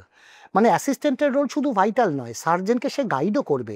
সার্জেনও তো অনেক সময় ভুল রাস্তায় চলে যেতে পারে, ভুল পারসেপশন হতে পারে, কাজেই অ্যাসিস্ট্যান্টকে সেরকমই তৈরি হতে হবে যে বলবে যে স্যার এটা বোধহয় ঠিক হচ্ছে না, আমরা এই দিক দিয়ে যাওয়া ভালো, বা আপনার এই দিকে অনেক সময় নষ্ট করছি, এবার এই অ্যাপ্রোচ করে দেখলে কেমন হয়। সেখানে ইগো প্রবলেম থাকা চলবে না না, ডাক্তারের। কোনো সার্জেনেরই ইগো প্রবলেম থাকা উচিত নয়। এবং যে সার্জেন দেখো, আফটার অল আমি তো পেশেন্টের স্বার্থে করছি, আমি যদি পেশেন্টের স্বার্থে করছি, এবং কেউ যদি, আমার এই ম্যাচিউরিটিটা থাকা দরকার যে এই উপদেশটা যদি আমার মনে হয় এটা পেশেন্টের জন্য ভালো হচ্ছে, এটা ডেফিনেটলি আমি তো অক্ষরে অক্ষরে পালন করি। এবং তাই নয়, অনেক সময় আমি ওদেরকে ল্যাপারোস্কোপিতেও, যেহেতু ক্যামেরাতে হলেও তো অনেক সময় ছোট হয়ে যায়, আমি জিজ্ঞেস করছি, হ্যাঁ রে ঠিক আছে, ঠিক যাচ্ছি তো? তো মানে যদি মনে হয় যে, ওরাও বলে না স্যার আমার মনে হয় একটু বোধহয় বাঁ দিকে থাকলে বেটার হয়। কাজে এটা ইগো নিয়ে দেখলে দরকার নেই, এটা তো আমার পেশেন্টকে সার্ভিস দেওয়া। এটা যখন এয়ারক্রাফটের পাইলট আছে আর যখন কো পাইলট আছে, কো পাইলট তো জুনিয়র, এবার কো পাইলট যদি ওখানে গিয়ে বলে যে এটা করো না, তখন কি পাইলটের ক্ষমতা আছে ওটাকে ওভাররাইড করে দিয়ে প্লেনটা করবে? ওটি রুমে আরেকজনের কথা মনে হয়, আপনি যখন ব্যাটিং করেন তখন রানার্স এন্ডে একজন থাকে যাকে অ্যানেস্থেটিস্ট বলি আমরা। এই অ্যানেস্থেটিস্ট নিয়ে কিছু বলুন। অ্যানেস্থেটিস্ট হচ্ছে সার্জারির একটা, মানে কি বলবো, একটা অন্তরঙ্গ পার্ট। দুঃখের বিষয় হচ্ছে বিদেশে অ্যানাস্থেটিস্টদের সম্মান অন্য জায়গায়, তার কারণ পেশেন্টটাকে বাঁচিয়ে রাখার দায়িত্ব ওদেরই। এই যে যখন পেশেন্টরা জিজ্ঞেস করে না, ডাক্তারবাবু ভয়ের কিছু নেই তো? ভয়ের কিছু নেই, সার্জারির থেকে কিচ্ছু হবে না, কারণ মৃত লোকের পেট কেটেও আমরা পাথর বের করে দিতে পারবো। কিন্তু লোকটাকে অজ্ঞান করা, লোকটাকে জ্ঞান ফিরিয়ে আনা, এই চ্যালেঞ্জটা তো পুরোটাই অ্যানাস্থেটিস্ট নেয়, এবং তারা ব্যাকগ্রাউন্ডেই একটা থেকে যায়, তারা কোনোদিনও সামনে আসে না। এবং আমার যেটা মনে হয়েছে, চিরকালই মনে হতো সার্জেনরাও বোধহয় চাইতো না মানে ওই ওদেরকে গ্লোরিফাইড জায়গায় একটা নিয়ে আসতে, সেটাও হতো। এবং যে কারণে অ্যানাস্থেটিস্টদের একটা সময় ছিল রোজগার অনেক কম ছিল, এবং তারাও মুখ ফুটে কিছু বলতো না, এবং এই জিনিসটা ছিল। তবে আস্তে আস্তে আস্তে আস্তে এখন যত টেকনিক্যাল জিনিসগুলো বেড়েছে, আগে আরও ডিফিকাল্ট চ্যালেঞ্জেস মুখোমুখি পড়তে হচ্ছে সার্জেনদের। এখন সার্জেনদের ডেফিনেটলি অ্যানাস্থেটিস্টকে পাত্তা দিতে এখন বাধ্য হয়, এবং বাধ্য হয় শুধু একটাই কারণে, আমি বলবো, একটা সার্জেনের তো অজ্ঞান করার আগে অনেকগুলো জিনিস দেখতে হয়। সার্জেনের হাতে সে সময়ও নেই, ধৈর্যও নেই ওই পেশেন্টের ইসিজি দেখা, ইকো দেখা, ব্লাড টেস্ট করা। তাদের মনে, আমি লক্ষ্য করে দেখেছি, তাদের এক দুয়ে কী করে পেটটা কাটবো, এবং এই কাজটা তো কাউকে একটা করতে হবে। এবং অ্যানাস্থেটিস্টকে যদি আমি অ্যাডিকুয়েট সম্মান বা টাকা পয়সাও না দিই, তাহলে তো তারাই বা কেন এটা মন দিয়ে করবে? কাজেই এখন একটা নতুন কনসেপ্ট এসছে, যেটা হওয়ার ছিল, কিন্তু এটাকে কনসেপ্ট বলে চালানো হচ্ছে, এটা প্রি অ্যানাস্থেটিক চেক আপ। যে প্রত্যেকটা অ্যানাস্থেটিস্ট আগেও দেখতেন এনারা, তা নয়, কিন্তু এই নামে দেখতেন না। অ্যানাস্থেটিস্ট পেশেন্টটাকে দেখেন, মেডিকেল সাইড থেকে কিছু যদি কিছু কারেকশন করার থাকে সেগুলো করেন, তবে তারপরে সার্জনের হাতে ছেড়ে দেন। কিন্তু আমার এখনও মনে হয় যে অ্যানাস্থেটিস্টটা যদি পোস্ট অপারেটিভ পিরিয়ডেও যদি একটু সময় দেন, কিছু অ্যানাস্থেটিস্ট অবশ্যই দেন, ঠিকমতো রেমুনারেশন পেলে বা সার্জনের সঙ্গে সম্পর্ক ভালো থাকলে, কিন্তু যদি দেন তাহলে বোধহয় পেশেন্টের আউটকামগুলো আরও বেটার হয়। পুরো এই অপারেশন থিয়েটারটা একটা টিম ওয়ার্ক, একটা বড় টিম এর পিছনে কাজ করে। ভাববেন না যে শুধু সার্জেন পেট কেটে সেলাই করে দিল, সার্জারিটা হয়ে গেল, এরকম নয়। যে ওই ওটিটাকে পরিষ্কার করেন, ফিউমিগেট করেন, যে স্টেরিলাইজেশনের দায়িত্বে আছেন, যিনি ওটি সিস্টার যিনি আছেন, তার একটা বিশাল বড় একটা বড় রোল প্লে করেন। তো এই পুরো ব্যাপারটা যে এই হচ্ছে সার্জারির রুমে, তো এটা লোকে বুঝতে পারে না। লোকে পারে না, তার কারণ হচ্ছে এই ব্যাপারটা তো কেউ প্রজেক্ট করে না। এখন যেটা হয়, আমরা যেটা অন্তত আমি ফলো করি, ইউনিভার্সালি, আমরা তো অনেকদিন বিলেতে কাজ করেছি, একটা ইউনিভার্সাল সেফটি লিস্ট বলে একটা আছে, যেটা পেশেন্ট ওটিতে এলেই পেশেন্টের নাম, পেশেন্টের কোন সার্জন অপারেশন হচ্ছে, কি অপারেশন হচ্ছে, পেশেন্টকে জিজ্ঞেস করা হয়, কনসেন্টের সঙ্গে মিলিয়ে দেখা হয়, কনসেন্টে পেশেন্টকে সই করতে হয়। এবং শুধু তাই নয়, কনসেন্টে আমার মতে, যেটা আমি নিজে ফলো করি, যে কনসেন্টের লেখা, পেশেন্টকে, একটা লোক অপারেশন করতে এলো, আমার কর্তব্য হচ্ছে অপারেশন ছাড়া আর কিছু আছে কিনা ওনাকে জানানো, যদি না থাকে সেটা পরিষ্কারভাবে বলা, যদি অল্টারনেটিভ চিকিৎসা কিছু থাকে সেইটা ট্রাই করা, এবং তারপরে পেশেন্ট নিজেই এসে বলবে ডাক্তারবাবু এটা হলো না, আমার মনে হয় এবার করতেই হবে। এবং আমি এটা ফলো করে দেখেছি, এইটা স্ট্রিক্টলি ফলো করলে পেশেন্ট হাতছাড়া হয় না। এবং পেশেন্ট নিজে থেকে যদি অপারেশন চায়, আমি পা দিয়ে অপারেশন করলেও সেই পেশেন্ট খুশি মনে বাড়ি যায়। এই প্রসঙ্গে খুব গুরুত্বপূর্ণ একটা প্রশ্ন, যে আমার তো রোগটা ওষুধে ছেড়ে যেত, ডাক্তারবাবু জোর করে সার্জারি করেন কারণ ওখানে ডাক্তারবাবু টাকাটা পেলেন বেশি। একদম একদম এই একদম এই এই মিথটা আপনি ক্লিয়ার করুন যে কখন সার্জারি করব। এবং অনেক ক্ষেত্রে এটাও হয় যে আমরা এক তো ডাক্তারবাবুর কথা শোনা, কিন্তু অনেক ক্ষেত্রে আবার এটাও হয়, আপনি স্বীকার করবেন, আমি সবার কথা বলছি না, যে কিছু ক্ষেত্রে হয়তো সার্জারি না করলেও হতো, কিন্তু না সমস্যাটা হচ্ছে এই যে আবার বললাম, আবার আগের জায়গায় ফিরে গেলাম। হ্যাঁ, হ্যাঁ। আমি যদি এত সার্জন তৈরি করি তার সংসারটা চলবে কি করে? আচ্ছা একটা জিনিস কিন্তু মনে রাখতে হবে, ডাক্তারিরা সার্জন আর করে না এখন। পুরো জিনিসটা আমি তো অর্থোপেডিকের ক্ষেত্রে দেখলাম, পুরো জিনিসটা করে হচ্ছে ইনস্ট্রুমেন্ট কোম্পানি, ফার্মা কোম্পানি, পুরো জিনিসটা কর্পোরেট হাসপাতাল, এরা ডাক্তারিটা চালায়। এই ডাক্তাররা এখনকার জেনারেশনের বা আমরা সবাই এরা হচ্ছে পণ ওই খেলায়, বোঝা গেল? সেটা আসবো, ওটা আর একটা ডিসকাশন হবে। কেন বললাম আমি এই ব্যাপারটা, যে আজকে অর্থোপেডিক আমরা যখন ছোটোবেলায় একটা কোলিস ফ্র্যাকচার হতো, আমি যখন অর্থোপেডিক্স করেছি, ইভেন বিলেতেও যখন করেছিলাম, ওটাকে টেনে বুড়ো বয়স্ক লোকেদের প্লাস্টার করে দিত। এখন প্রত্যেকটা কোলিস ফ্র্যাকচার প্রত্যেকে ওটিতে নিয়ে গিয়ে পিন দিয়ে বন্ধ করে, একটা পিন বা কিছু প্লেট লাগায়। তার কারণ হচ্ছে না রিপেয়ারটা ভালো হয়, হয়তো হাতটা একটু কম বেঁকে থাকলো, একটু ব্যথা যন্ত্রণা কম হলো। কিন্তু মুশকিলটা হচ্ছে এখন দুনিয়াটা হয়ে গেছে প্রসিডিওর লেড জিনিস। আমি যদি অপারেশন না করি, কেউ তো আমাকে সেই পয়সাটা দেবে না। কেউ তো বলবে না ডাক্তারবাবু আমার একটা পাথর হয়েছে আপনি দায়িত্ব নিন। আমি বলবো আমার ফিজ হচ্ছে 50,000 টাকা, আমি দায়িত্ব নিলাম, তোমার কোনো সমস্যা হবে না। কেউ তো দেবে না। কিন্তু আমি যদি অপারেশন না করি, তাহলে তো সেই সার্জেন্স ফিটা দেওয়ার জন্য কিন্তু 50,000 টাকা ওরা রেডি আছে। কিন্তু এই জিনিসটা পাবলিককেও বুঝতে হবে যে অপারেশন না করলে তো এবার চয়েসটা যেটা আসছে, এবার উল্টো দিকটা বলা, এটা আমি ডাক্তারের দিকটা বললাম, হয়তো একটু বেশি একটু স্বার্থপরের মতোই কথা বললাম। এবার কিছু কিছু জায়গায় বুঝতে হবে, একজন একটা গলব্লাডারে স্টোন আছে, সে রাস্তা দিয়ে যাচ্ছিল, একটা স্ক্যান হলো, বা কোনো কারণে ইউরিনের ইনফেকশন হয়েছে, একটা স্ক্যান হয়েছে, স্টোন বেরিয়েছে। সে যখন আমার কাছে আসে, আমি সবসময় বলি বা বলা উচিত যে ভাই ঠিক আছে করবেন, সময় সুযোগ করে করিয়ে নেবেন। এবার তাকে যদি বলি যে এই গলব্লাডারটা কালকেই পেকে যেতে পারে, বাস্ট করতে পারে, সেটা হওয়ার সম্ভাবনা কতটা? সত্যি কথা বলতে কি, বা একটা হার্নিয়া হঠাৎ করে ধরা পড়লো, একটা হার্নিয়া আটকে যাওয়ার সম্ভাবনা হতে পারে না তা নয়, কিন্তু আটকে যাওয়ার সম্ভাবনা কতটা? এবার এটাই যদি আমি, যখন পাবলিক তো বোকা নয়, এটাই যদি আমি বলি যে না গলব্লাডারটা আপনি কালকেই ভর্তি হয়ে যান, পরশুই করিয়ে নিন, ও বাইরে গিয়ে ভাবতে শুরু করে যে ভাই এ তো আমি জানতামই না কাল অবধি, আজ স্ক্যান না হলে তো আমি জানতেই পারতাম না। তো লোকে চালাক, আমরা যেটা ভাবি যে পেশেন্টরা বোকা, চাপ দিয়ে, আবার থ্রেট কালচার চলে এলো এখানে খানিকটা ওরমভাবে, যদি থ্রেট করে ভয় দেখিয়ে, কিছু লোক আছেন ভয় সাকাম করেন, আবার কিছু লোকে সত্যি ভগবান না করুন হয়তো সেদিন রাত্রেই পেট ব্যথা হলো, সে এসে বলবে ডাক্তারবাবু আমি তো বলেছিলাম, আপনি বললেন এখন করতে হবে না, সেটাও হয়।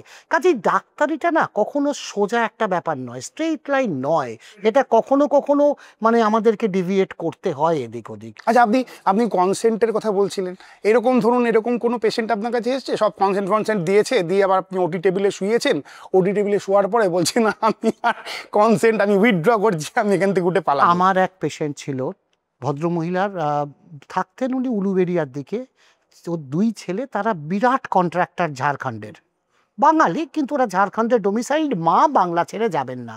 ওনার গলব্লাডারে স্টোন ছিল, উনি 3বার আমার আন্ডারে এমার্জেন্সি ভর্তি হয়েছেন, ঝাড়খণ্ড থেকে ওনারা গাড়ি করে নিয়ে এসছেন, ভর্তি করেছেন।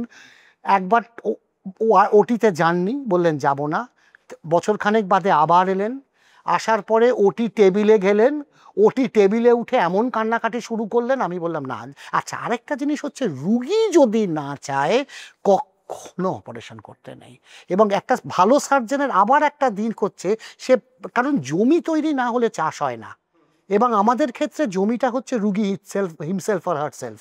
এবার রুগী যদি তৈরি না হয়, রুগী যদি মন থেকে মনে না করে আমার অপারেশন লাগবে না, আমি ভয় পাচ্ছি বা কিছু, ওইখানে গাড্ডায় সার্জন পড়তে বাধ্য। না এরকম যদি কোনো দেখেন যে একদম সার্জিক্যাল কেস, এটা করলে এই রুগীটা ঠিক হয়ে যাবে, তাকে বকাঝকা দেবেন না আপনি? বকাঝকা মুশকিলটা হচ্ছে, দেখো একটা গলস্টোন আছে, তার একটু ব্যথা হয়েছে, এবার তার তো 6 মাস আগেও ব্যথা হয়েছিল, 1 বছর আগেও ব্যথা হয়েছিল, উনি যখন বলছেন, ওর বয়স্ক মানুষ যখন ছেলেকে বলছেন বাবা আমার তো আগেও ব্যথা হয়েছিল, এই ডাক্তার তো ওষুধ দিয়ে কমিয়ে দিয়েছিল, তোরা এখন বলছিস কেন?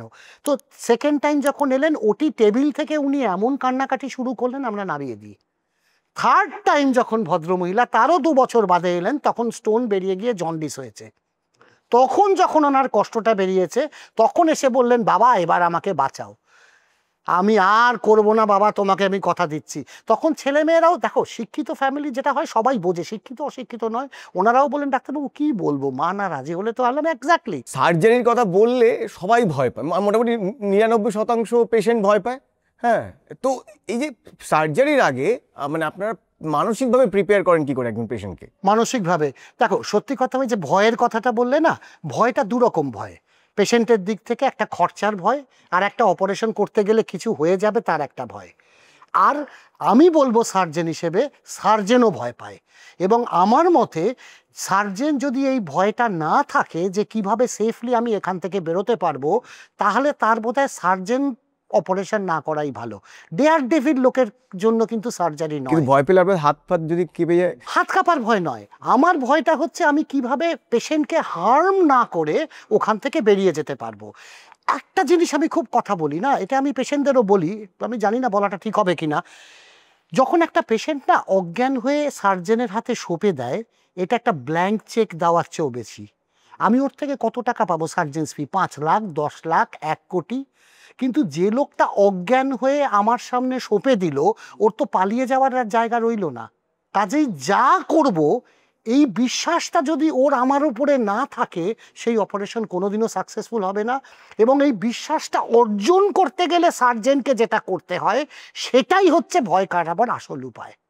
এবং সার্জেন যদি মনে করে যে না, কোনো রকমে এইটা শেষ করে পরেরটায় যাব, হয়তো দেখো আমরা তো না রাস্তা ক্রস করি যে না দেখে অনেক সময় ক্রস করি, গাড়ির তলায় তো পড়িনি, কিন্তু যেদিন পড়বো সেদিন পড়বো। কিন্তু একটা পেশেন্ট তো মানে একটা প্রাণ তো মানে যাবে।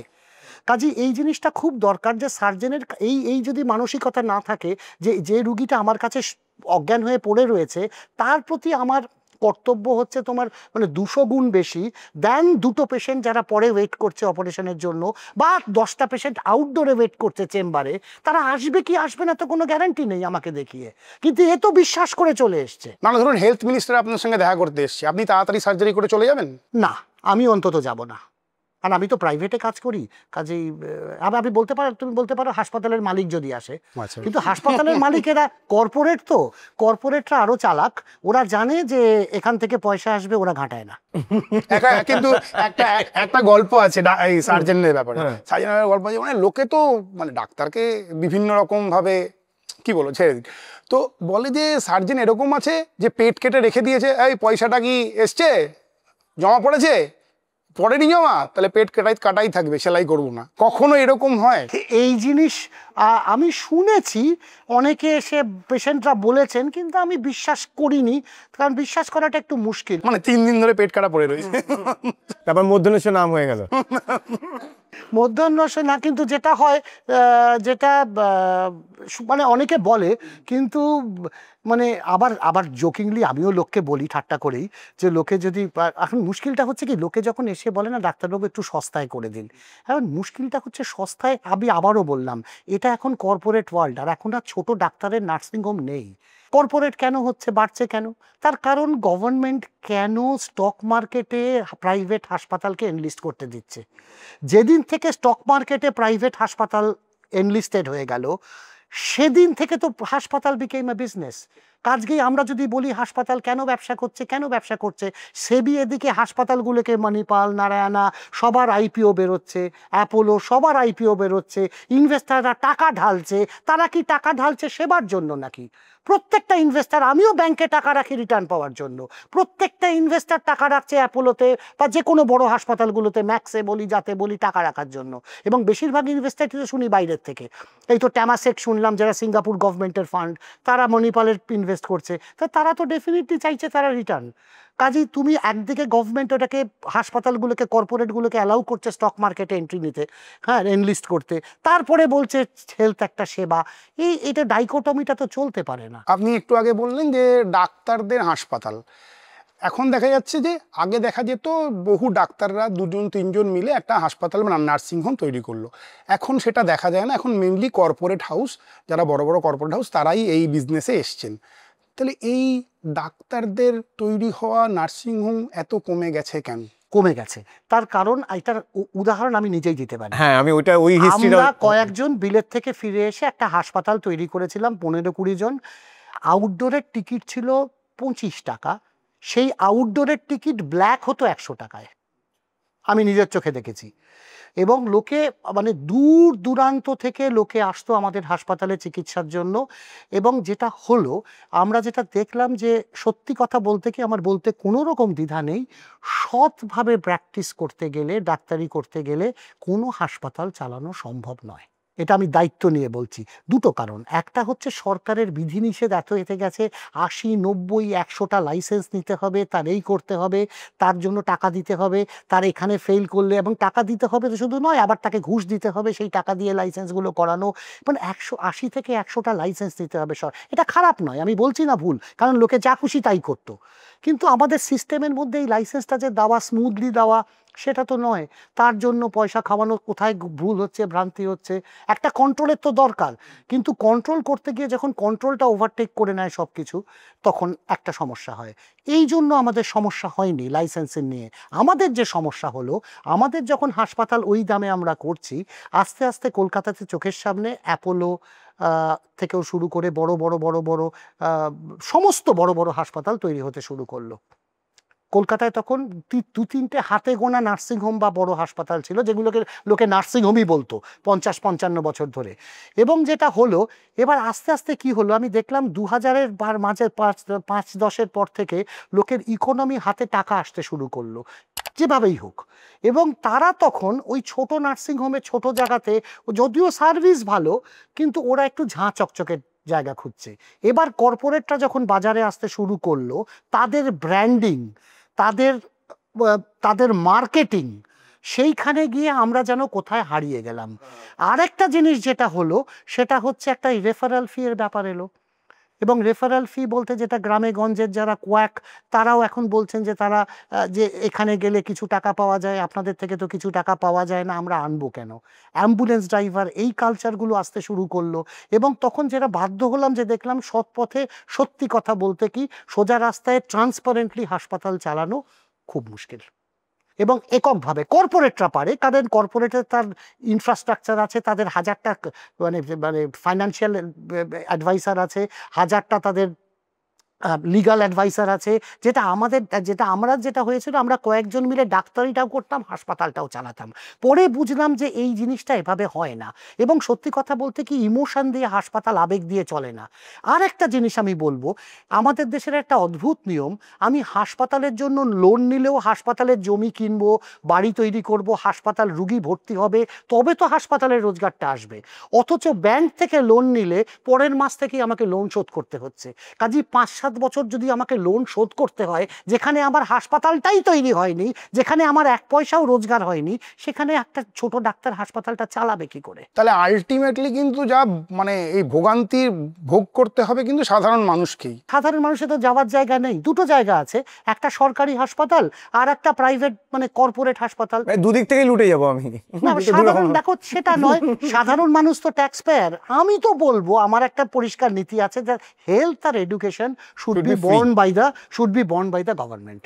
যদিও আমি প্রাইভেটে কাজ করি, কিন্তু এটা বলার কারণ, মানে এটা আমার মতে। কিন্তু দুঃখের বিষয়, সব আমাদের তো ছোটোখাটো আশাগুলোই পরিপূর্ণ হয়, বড় আশা তো কিছু হয় না পরিপূর্ণ, সেটাই সমস্যা। আর সোশ্যাল সিকিউরিটি একটা বিশাল ইম্পর্টেন্ট একটা টপিক। যদি সেটা পাওয়া যায়, মানে স্বাস্থ্যের ক্ষেত্রে অন্তত যদি সেটা পাওয়া যায়, যে আমি এখানে জায়গায় গেলে আমি একটা ভালো চিকিৎসা পাবো। কিন্তু আধুনিক চিকিৎসা কস্টস মানি। লোকের হাতে তো টাকা পয়সা থাকলেও টাকাটা তো ফাইনাইট। কারোর 10 লাখ টাকার পুঁজি, কারোর 15 লাখ, কারোর 20 লাখ, কারোর 30 লাখ। ডাক্তারিটা এখন এমন জায়গায় গেছে যে খরচাটার কোনো শেষ নেই, কোনো শেষ নেই। সবাই কেন রোবোটিক সার্জারি করাতে পারবে না? না, রোবোটিক সার্জারি করার দরকার আমি সেটা বলছি না, যে সবাই কেন একদম যে লেটেস্ট টেকনোলজি সেটা সে অ্যাভেল করতে পারবে না। না, এটা যেমন সত্যি কথা, তবে আবার লেটেস্ট টেকনোলজিরও কিন্তু ইন্ডিকেশন আছে। সব অপারেশনের জন্য তো রোবট লাগে না। আমি যদি হেঁটে পাড়ার মোড়ের দোকানে যেতে পারি একটা সিগারেট কিনতে, যদিও বলা উচিত নয় ব্যান্ড, আমি কেন টোটো করে যাব? কারণ এটা দেখানোর জন্য আমার পয়সা আছে। আমি হেঁটে গেলে তো আমার এক্সারসাইজটা হতো। কাজে সবার তো রোবট লাগবে না। আচ্ছা স্যার, এই যে কনজিউমেবল বা এই যে ডিসপোজেবলের ব্যবহার, এবং সেটা কত ব্যবহার হচ্ছে, কিভাবে ওটার প্রাইস ঠিক করা হচ্ছে আমরা জানি না, কিন্তু এর যে দাম, এটা রেগুলেট করার কিছু নেই? যেটা ইন্স্যুরেন্সও পে করে না, সেটার তো কোনো কন্ট্রোল নেই বাজারে। আজকে সেন্ট্রাল গভর্নমেন্ট স্টেন্টের দামটাকে কন্ট্রোল করলো, হ্যাঁ, সেন্ট্রাল গভর্নমেন্ট কিছু ওষুধের দাম জীবনদায়ী ওষুধ বলে কিছু ওষুধের দাম কন্ট্রোল করলো, কিন্তু মুশকিল হচ্ছে যেই আমি 10টা ওষুধ কন্ট্রোল করলাম আরও 20টা ওষুধ চলে এলো যেটা ওই লিস্টে নেই, এবং কোম্পানিগুলো বাধ্য করছে ডাক্তারগুলোকে ব্যবহার করতে ওই ওষুধগুলো। এবং বাড়ির লোক ভাবছে বোধহয় এইটা দামি ওষুধ, মানে আরেকটা ধারণা আছে আমাদের, দামি ওষুধ মানে বেটার ওষুধ। এবং আমি অনেক সময় দেখেছি সাধারণ নার্সিংহোমে প্রত্যেকটা বা ডাক্তাররা একটা খুব দামি অ্যান্টিবায়োটিক লিখে দেয়, এই দিয়ে দিলাম এতে কাজ না হলে আর হবে না, এবং রুগীরাও মেনে নেয়। কিন্তু ওরকমভাবে হয় না, প্রত্যেকটা জায়গার একটা অ্যান্টিবায়োটিক পলিসি থাকে, এবং যে কারণে হয়েছে এই অ্যাপারেন্ট মিসইউজ অফ অ্যান্টিবায়োটিক্স, এবং ওষুধ কোম্পানিগুলো গ্রামের কয়েকদেরকে গিয়ে অ্যান্টিবায়োটিকের স্যাম্পেল দিচ্ছে, ওদেরকে বলছে ওষুধ বাড়াবার জন্য। এটা একটা হচপচ সৃষ্টি মানে জায়গা, এবং তারা সেই অ্যান্টিবায়োটিক দিচ্ছে, এবং এই অ্যান্টিবায়োটিক নিয়ে যখন কাজ করছে না, যখন সরকারি হাসপাতালে বা শহরের হাসপাতালে আসছে, তখন আমাদের হাত পা বাঁধা হয়ে যাচ্ছে। তখন আমাদের যেটা করতে হচ্ছে আরও দামি অ্যান্টিবায়োটিক দিতে হচ্ছে, যার এক একটা ডোজ হয়তো 3000, 4000, 5000 টাকা। দিনে 4টে দিতে গেলে বা 3টে ডোজ দিতে গেলে 15 থেকে 20,000 টাকা পার পেশেন্টের খরচা ভর্তি করে, তো সেটা অ্যাফোর্ড করবে কি করে? কাজেই মুশকিলটা হচ্ছে কি, প্রিভেন্টিভ মেডিসিন তো আমাদের নেই। আমাদের আবারও বললাম কনজিউমার ড্রিভেন ফার্মা কোম্পানি, মানে যারা ডিভাইস তৈরি করে, স্টেন্ট, পেসমেকার, আমি তো শুনলাম আবার কি একটা দামি পেসমেকার এসছে, একটা ছোট্ট করে বসিয়ে দেবে, ঢুকে যাবে, শরীরে থেকে যাবে, কোনো কিচ্ছু লাগবে না, দামও বেশি। এখন মুশকিলটা হচ্ছে সবার কি ওটার প্রয়োজন আছে? আর কনজিউমেবল বলতে তুলো, গজ, ড্রিপ সেট, প্লাস্টিক্স যেগুলো ইউজ করি, বা ড্রেপ অপারেশন করার সময় দেখা যায় যে আজকাল ডিসপোজেবল ড্রেপ, আগে আমরা সবুজ কাপড় দিয়ে করা হতো, সরকারি হাসপাতালে বোধহয় এখনও করা হয় জানি না, কিন্তু এখন তো ডিসপোজেবল ড্রেপগুলো ইউজ হয়। তার দাম তো, আমি সত্যি কথা বলতে কি, মানে আমি ছোট্ট একটা উদাহরণ দেব, জানি না বলাটা কতটা কি হবে। যখন এই সবুজ কাপড় নিয়ে যখন আমাদের হাসপাতাল ছিল, আমরা দেখছিলাম কাচতে দিলে ওই শিটগুলো 3টে 4টের বেশি চলছিল না। তার কারণ ওরা সোডা ফোডা কী দিয়ে কী করে, ছিঁড়ে খুঁড়ে, আর ওরা কি রক্তের দাগ লেগে থাকে বলে ওরা সোডা কস্টিক দিয়ে ওরা খুব ফোটাতো, টিকতো না। তখন দেখতাম এ তো খরচা করে পোষাচ্ছে না, তখন আমরা ওয়েন্ট ফর ডিসপোজেবল। ডিসপোজেবল আমরা কীভাবে করতাম সেটার একটা উদাহরণ দিতে পারি। এখন তো ডিসপোজেবল সেট পাওয়া যায়, একটা সেট খুললে একটা গলব্লাডারের অপারেশনের সেটের দাম 1000 থেকে 1500 টাকা। আমরা বড় বাজারে পাঠাতাম, এবং ওই ডিসপোজেবলগুলো হচ্ছে আজকাল যেই ব্যাগের লাইনিংগুলো পাওয়া যায় না, যে মানে যে ব্যাগগুলো আজকাল পাওয়া যায়, যেটা প্লাস্টিকও নয় অথচ চটেরও নয়, ওই মেটেরিয়ালটা কি বলে জানি না আমি, একটা সিনথেটিক, ওইটাকে আমরা বড় থান কিনে আনতাম, কিনে এনে ওটি স্টাফকে দিয়ে ওটাকে কাটাতাম ওই সবুজ কাপড়ের সেটের মতো করে, সেটাকে আমরা অটোক্লেভ করতাম, করে প্রত্যেকটা পেশেন্টের জন্য ওটাকে ফেলে দিতাম ইউজ করে, এবং পার পেশেন্ট আমরা চার্জ করতাম, এখনো মনে আছে 2005-06 100 টাকা।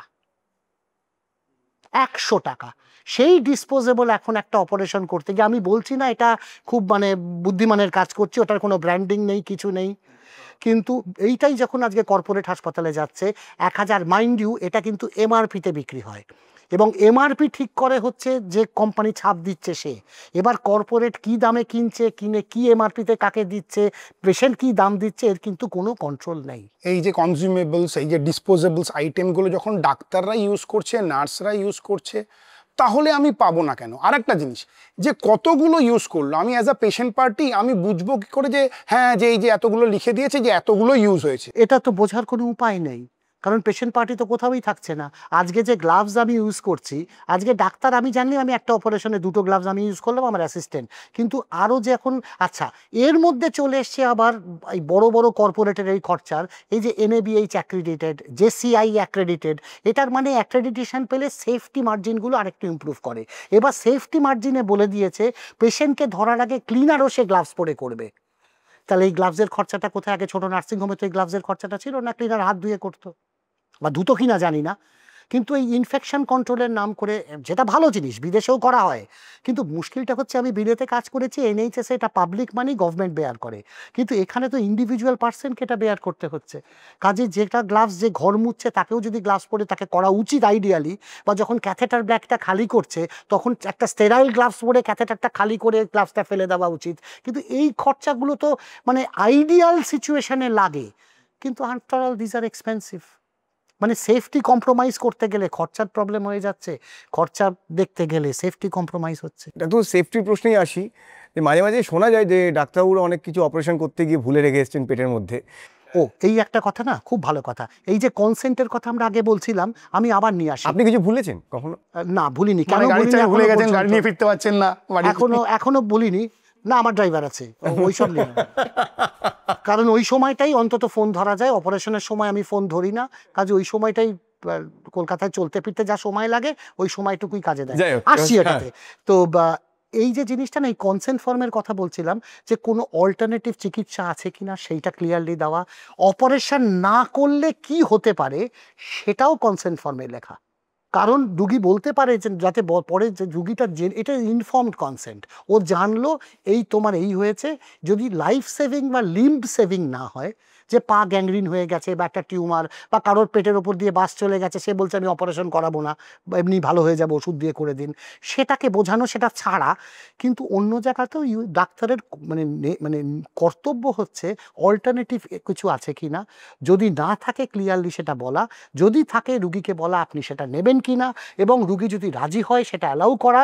আমিও জানি গলব্লাডারের ব্যথা সারা জীবন থাকবে না, এরম হয় না, ও আজ না হোক পরশু আসবেই। এবং যে ডাক্তার যত কনফিডেন্টলি এটাকে হ্যান্ডেল করতে পারেন, তার মানে প্র্যাকটিস তত বেটার। এবং যদি অপারেশনের কি কি সম্ভাব্য কমপ্লিকেশন হতে পারে সেটাও কিন্তু কনসেন্ট ফর্মে লিখে রাখা উচিত, উইথ আ সাক্ষী, উইটনেস ফ্রম দ্য ফ্যামিলি। তো ডাক্তারবাবু, আপনি তো সব ধরনের সার্জারি করেছেন। প্রথমে নিশ্চয়ই পেট কাটতেন বড় বড় করে। আমার ট্রেনিংয়ের সময় তাই ছিল। প্রথম যখন পেট কাটলেন আপনার কেমন অভিজ্ঞতা হয়েছিল, যে যখন নিজে ছুরি ধরলেন? প্রথম অ্যাপেন্ডিক্স আমি করেছিলাম মেডিকেল কলেজে ইন্টার্নশিপে। সত্যি কথা বলতে কি, আবারও বলতে গেলে, তখন আমাদের সময় যখন ট্রেনিং হতো না, কলকাতাতে এক একটা কলেজে এক একটা ইয়ারে 4 জন MS ট্রেন, 6টা ইউনিট, সোম মঙ্গল বুধ বৃহস্পতি শুক্র শনি, কিন্তু মাত্র 4টে করে সিট ছিল, বাকি 2টো ইউনিট পোস্ট গ্রাজুয়েট ট্রেনিং পেত না। কাজেই আমাদের কাজ করার কোনো শেষ ছিল না। সেটা এখন সংখ্যায় বেড়ে পার ইয়ারে 30 হয়েছে, গোটা 3 বছরে মানে প্রায় 100-র কাছাকাছি, 75 থেকে 100। কাজেই সময়টা কোথায়? সেই বছরে তো 365 দিন, আর বছরে তো 24 ঘন্টা দিনে। কাজেই সে কত ট্রেনিং কাজটা শিখবে কোথায়? যাক, এটা অন্য কথা।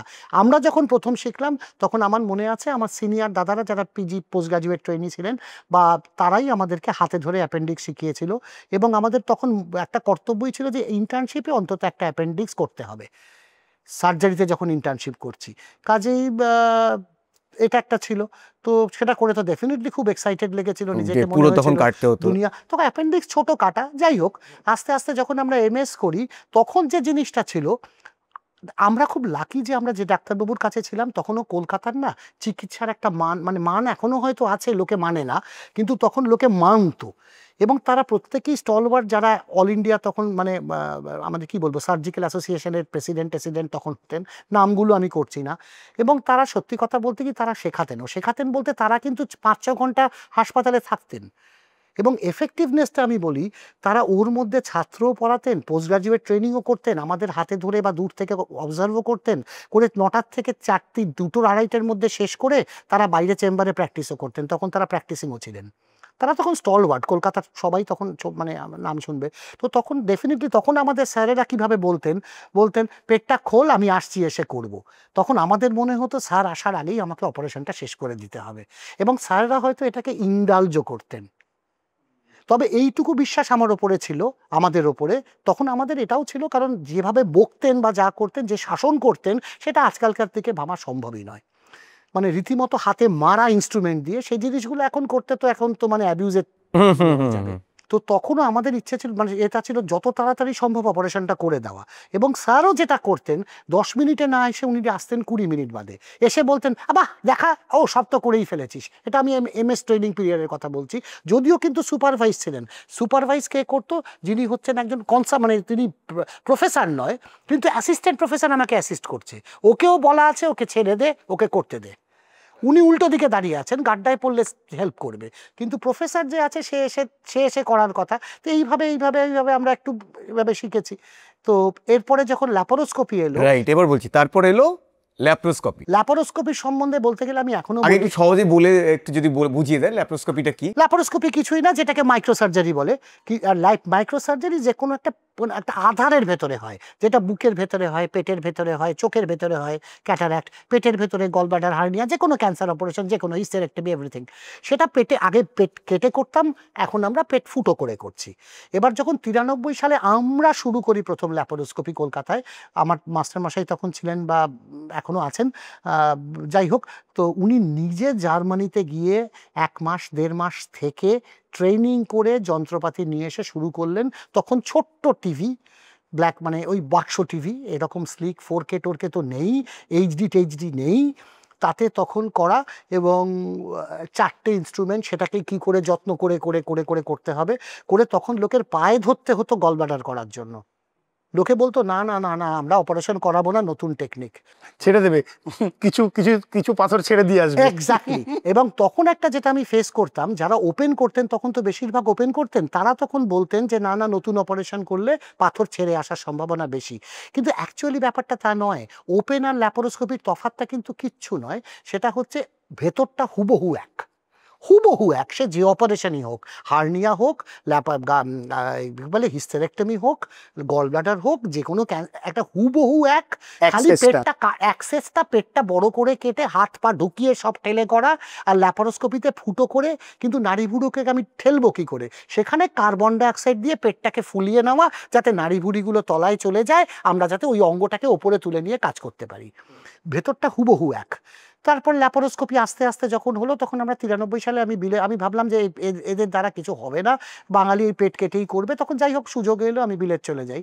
এবার যখন 2000-এর পরে আমি ফিরে আসি, তখন হাতের নখকুনি হলেও লোকে এসে যে কি জিজ্ঞেস করছে, ডাক্তারবাবু মাইক্রো হবে তো? তখন আমার মনে হতো হায় অভাগা, কি দেশ রে ভাই। যাই হোক, যাদের পায়ে পড়তাম তারা এসে এখন আনরিলেটেড জায়গায় বলছে। এবার রোবট যখন এলো, রোবটটা কিছুই না, ল্যাপারোস্কোপিটাকে আরও একটা ওপরের লেভেলে চলে গেল। It is an advanced laparoscopic surgery. ও প্রসিডিওরটা একই, ভেতরটা হুবহু এক, খালি টেকনোলজিটা পাল্টে গেল বলে। এবার যদি এআই টেআই আসে, টেকনোলজিটা পাল্টে গেল বলে সার্জনের পক্ষে জিনিসটা দেখা, ভিজুয়ালাইজেশন, ক্যামেরার উন্নতি। আজকে রোবোটিক ক্যামেরা প্রায় আমরা 40 গুণ জুম করতে পারি। রোবটের ক্যামেরাটা হচ্ছে একটা 3 ডাইমেনশনাল ক্যামেরা। কাজে একটা ওপেন অপারেশনে আমরা খালি চোখে যা দেখতে পাই, রোবটের ক্যামেরা দিয়ে আমরা তাই দেখতে পাই। অতটা জুম করতে পারি, অতটা কাছে যেতে পারি, সূক্ষ্মাতি সূক্ষ্ম ফাইবারগুলো দেখতে পারি আমরা। কাজেই তাতে ড্যামেজ কম হয়, তাতে ইনফেকশন কম হয়, রক্তপাত কম হয়, যে কারণে রুগী তাড়াতাড়ি, ব্যথা তো ডেফিনেটলি কম হয়, ল্যাপারোস্কোপির তুলনাতেও কম হয়, যে কারণে রুগী যে কোনো অনেক তাড়াতাড়ি কাজেও ফিরতে পারে।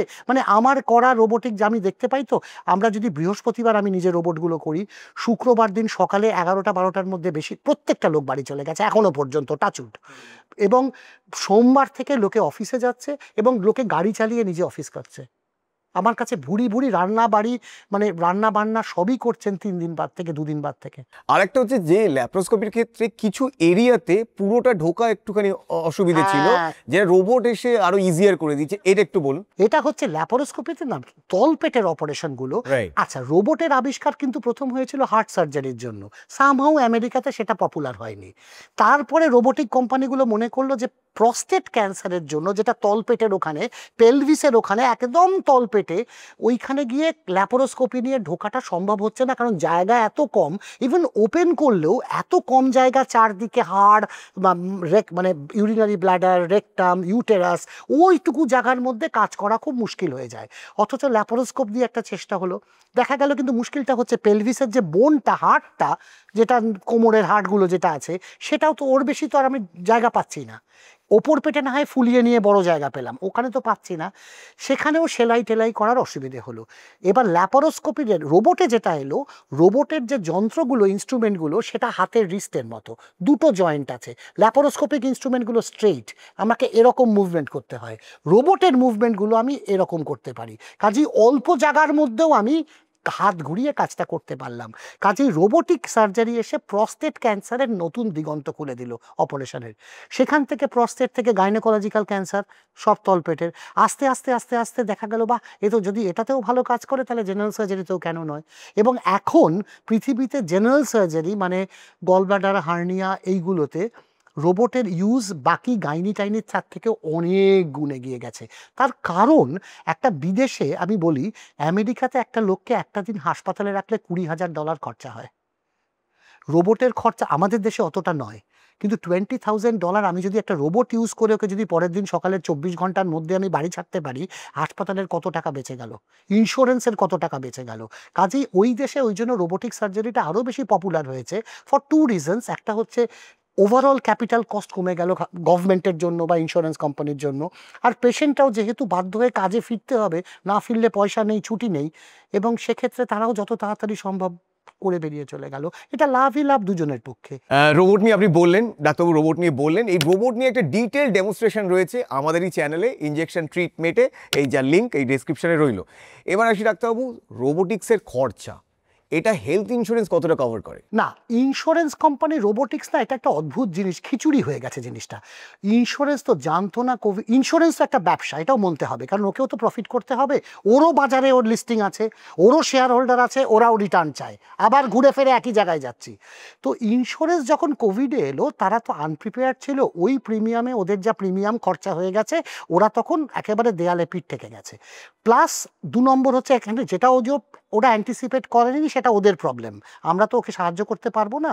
কিন্তু মুশকিল যেটা হয়েছে, বা তার সঙ্গে সঙ্গে ওরা চেষ্টা করছে এখন কি করে কস্ট কাটিং করা যায়, কি করে কম করা যায়, মানে পে আউট করা যায়।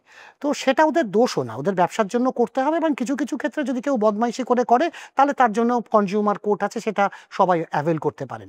রোবটের ক্ষেত্রে যেটা হলো, এবার একটা জিনিস এসছে অ্যাডভান্স ট্রিটমেন্ট বলে, যেটা আগেই ক্লজটা ছিল না, যেটা ইন্স্যুরেন্স কোম্পানি, সবকটা ইন্স্যুরেন্স কোম্পানি আছে, প্রত্যেকের এই ক্লজটা আছে, গভর্নমেন্টেরও আছে, প্রাইভেটগুলোরও আছে, সেটা IRDAI পরিষ্কার করে দিয়েছে। এবং এই ক্লজটা যদি থাকে, অ্যাডভান্স ট্রিটমেন্টের মধ্যে পড়ে আধুনিকতম যত চিকিৎসা আছে, সেটা রোবট হতে পারে সার্জারির ক্ষেত্রে, সেটা ট্রান্সপ্লান্ট হতে পারে, কিডনি নয় লিভার ট্রান্সপ্লান্ট যেগুলো খরচা, তার জন্য যে খরচাগুলো পড়ে সেটা 30-40 লাখ টাকার মতো পড়ে অনেক জায়গায়। তো সেই খরচাগুলো কিন্তু কাভার নয় সাধারণ ইন্স্যুরেন্সে। আর একটা হচ্ছে ক্যান্সারের ক্ষেত্রে এটা আরও বেশি করে কমন, ইমিউনোথেরাপি যেটা এসছে। ইমিউনোথেরাপির মজাটা হচ্ছে, ইমিউনোথেরাপি লোকজনকে খরচা সাপেক্ষ, কিন্তু অনেক দিন ডিজিজটাকে কন্ট্রোলে রাখতে পারে। এটা কেমোথেরাপির সঙ্গে চলে, কিন্তু কেমো বন্ধ হলেও ইমিউনোথেরাপি চলে, but this is very expensive. Insurance কোম্পানিগুলো এই টাকাটা দেয় না, তার কারণ বলে না এটা তোমার প্ল্যানের মধ্যে ছিল না। আমি প্রত্যেককে বলবো, যদি হ্যাঁ না ইন্স্যুরেন্স তো করার দরকার, ডেফিনেটলি ঘরের টাকা দিয়ে আধুনিকতম চিকিৎসা পেতে যাওয়াটা সম্পূর্ণ বোকামি। কিছু টাকা হলেও ইন্স্যুরেন্স করা উচিত, এবং ইন্স্যুরেন্স অনুযায়ী যে হাসপাতালগুলোয় যেরকম খরচা পড়ে সেরকম হাসপাতালে যাওয়া উচিত। আমি 10 টাকার টিকিট কেটে কখনোই ফার্স্ট ক্লাসে যাওয়ার কথা যদি ভাবি, যা হবার তাই হবে। তো ইন্স্যুরেন্সের ক্ষেত্রেও যেমন এখন একটা সত্যি কথা বলতে কি, একটা মানে হেলথ ইন্স্যুরেন্স করাটা এখন ম্যান্ডেটরি এসে দাঁড়িয়েছে মধ্যবিত্ত লোকের ক্ষেত্রে, প্রত্যেকটি মধ্যবিত্ত লোকের ক্ষেত্রে, এবং সে যেরকম খুশি। এবং আমার যেটা মনে হয়, 5 লাখ টাকার কম ইন্স্যুরেন্সের কোনো ভ্যালু নেই। আমি প্রাইভেট প্র্যাকটিস করে দেখছি, তো সে একটা পা ভাঙলেও একটা বড় হাসপাতালে 2.5 থেকে 3 লাখ টাকা চলে যায় সাধারণ, যেভাবেই হোক চলে যায়, সত্যি মিথ্যে ভালো খারাপ বলছি না, চলে যায়। কাজে একটা 5 লাখ টাকার করা উচিত, এবং সম্ভব যদি মিনিমাম, আর সম্ভব যদি থাকে সম্ভাবনা, যদি অ্যাডভান্স ট্রিটমেন্ট ক্লজটাকে ইনক্লুড করে নেওয়া যায়। অল্প বয়সী যারা, তাদের ক্ষেত্রে কিন্তু অ্যাডভান্স ট্রিটমেন্টের জন্য খুব বেশি প্রিমিয়াম পড়ে না, সামান্য হয়তো 1000-1500 টাকা বছরে প্রিমিয়াম বেশি দিলেই কিন্তু ওই কাজটা কাভার করা যায়। কিন্তু এইটা যদি লোকেরা, এবং ইন্স্যুরেন্স কোম্পানিরা কিন্তু এটাকে, এজেন্টরাও আবার এটাকে প্রমোট করেন না। ওদের ভয় হচ্ছে যদি আমি বলি 2000 টাকা বেশি লাগবে, ও বোধহয় আমাকে দিয়ে এটা করাবে না, কাজেই আমার কমিশনটা থাকবে না, আমার রোজগারটা খুব হবে না। ইম্পর্টেন্ট পয়েন্ট আপনি যেটা তুললেন, যে অনেক সময় ইন্স্যুরেন্স এজেন্টরা ওদেরকে মিসগাইড করে।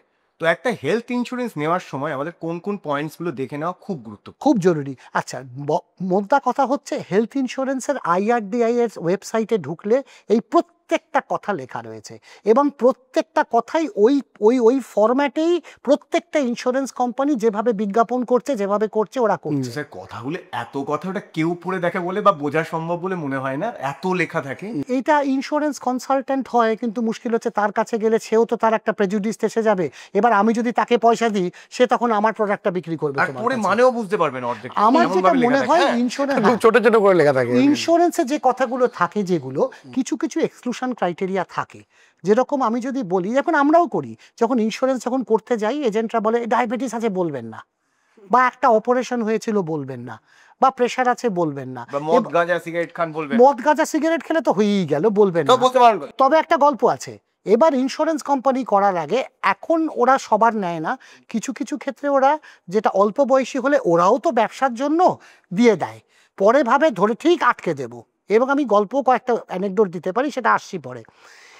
ইন্স্যুরেন্স করতে গেলে এখন ওরা একটা ইউরিন টেস্ট করে, ওরা কিন্তু ইউরিন সুগার দেখার জন্য করে না, ওরা ইউরিনের 10টা ক্যানাবিস, গাঁজা, তোমার হেরোইন, এই মিথাইল ওইগুলো যেগুলো আছে প্রত্যেকটা ইউরিনের মধ্যে এক্সক্রিট করে, অ্যালকোহল।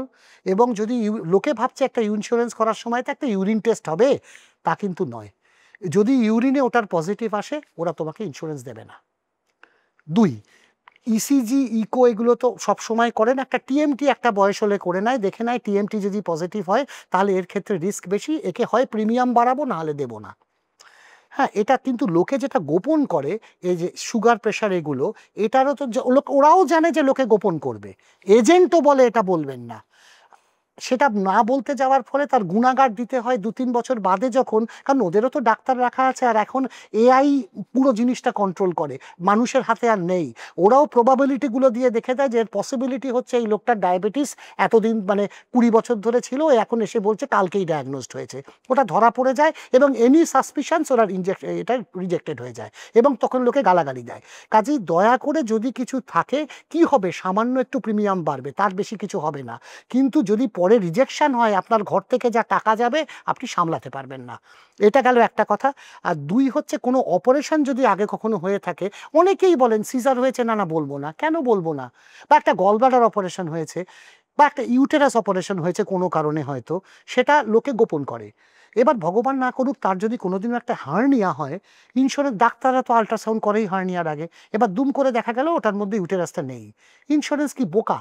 ওরা তো যখন ক্লেমের জন্য যাবে ও তো বলবে ইন্স্যুরেন্সটা হয়েছিল হার্নিয়া, ওই ইউটেরাস অপারেশনের জন্য হার্নিয়া হয়েছে, কিন্তু ডিক্লারেশনে তুমি লিখেছো আমার কোনো অপারেশন হয়নি, so you are a fraud, তুমি তো মানে ভুল ইনফরমেশন দিয়েছো।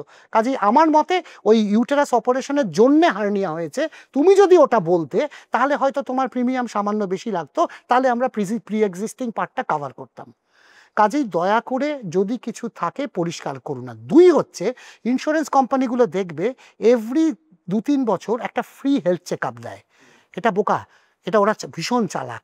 এই যে ডায়াবেটিক হাইপারটেনসিভগুলো ওরা ভেবেছিল যে খুব বেরিয়ে গেলাম, এবার ওদের পয়সায় যখন হেলথ চেক আপটা হচ্ছে রিপোর্টটা ওদের কাছে যায়, আর যখন ওদের কাছে গেল তুমি 2 বছর হয়তো নন ডায়াবেটিকের প্রিমিয়াম দিয়ে গেলে, যেই রিপোর্টটা গেল পরের বছর তোমার প্রিমিয়াম বেড়ে যাবে। কাজেই এটা ধরা পড়ার অ্যাম্পল জায়গা রয়েছে।